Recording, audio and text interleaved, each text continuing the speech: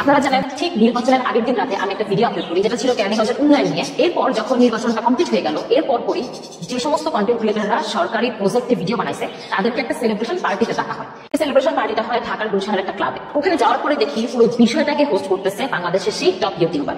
ওখানে নানান ভাবে সরকার কি করছে, সরকার কি করে নাই, সরকারের গুণগান সবকিছু বলা হচ্ছে। হুট করে ডিনারের শেষে দেখলাম একটা পাশে কিছু একটা হচ্ছে। জিনিসটা আমার কাছে একটু খটকা লাগে, কারণ জায়গাটা অন্ধকার ছিল।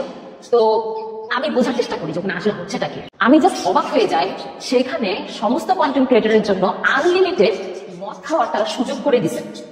মানে ভাবতে পারতেছেন, সরকারের গুণগান গাও, সরকারের পক্ষ নাও, সরকারের পক্ষে কথা বলো, ভিডিও বানাও, তার বিনিময়ে খাও, টাকা নাও, যা খুশি তাই পাও।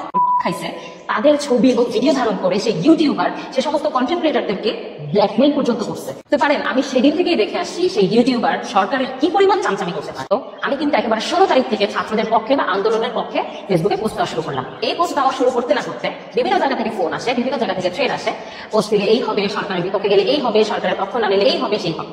তো যাই হোক, বিষয়গুলো আমি ওভাবে আমলে নেই নাই। তারপর যারা যারা আন্দোলনের পক্ষ নিয়ে পোস্ট দিছে ফেসবুকে, তাদের সবাইকে আওয়ামী লীগের কোন একটা অফিসে ডাকা হয়। সেখানে আমিও ছিলাম। যদি আমরা সেই অফিসে না যাই, সামনাসামনি আমরা মিটিংয়ে না বসি, আমাদের যত সমস্ত ক্ষয়ক্ষতি করার তারা করবে বলে আমাদেরকে থ্রেট দেয়। হওয়ার পরে যে সিনারি দেখি সেই ইউটিউবারের কি পরিমাণ চামচামিতে সেটা করতেছিল, আমার জাস্ট লজ্জা লাগতেছিল এটা ভেবে যে আমি আমার কলিগদের সামনে একটা সরকারের চোখে পড়ার জন্য বা সরকারি কোনো একটা পদ পাওয়ার জন্য আমি এই পরিমাণ চেষ্টামি আর এই পরিমাণ চামচামি করতেছি, সেটা আমার সহকর্মীরা দেখতেছে। মানে তার ভিতরে যে কোনো পরিমাণ লজ্জা শরম নাই, এটা আমি সেদিনই বুঝতে পারছি।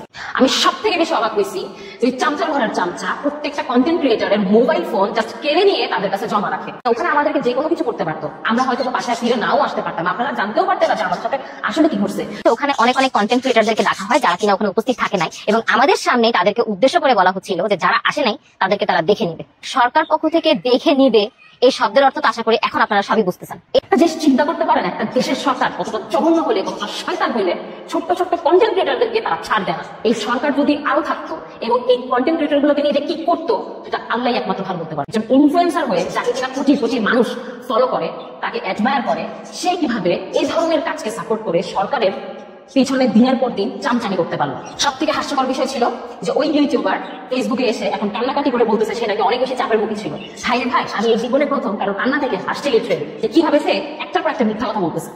কিছু এলেই থ্রেট, টেলিভিশন বন্ধ করে দিবে, টেলিভিশন বন্ধ করে দিবে।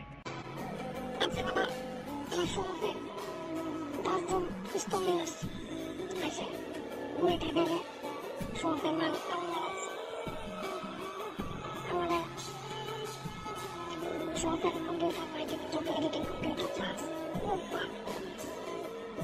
Kenapa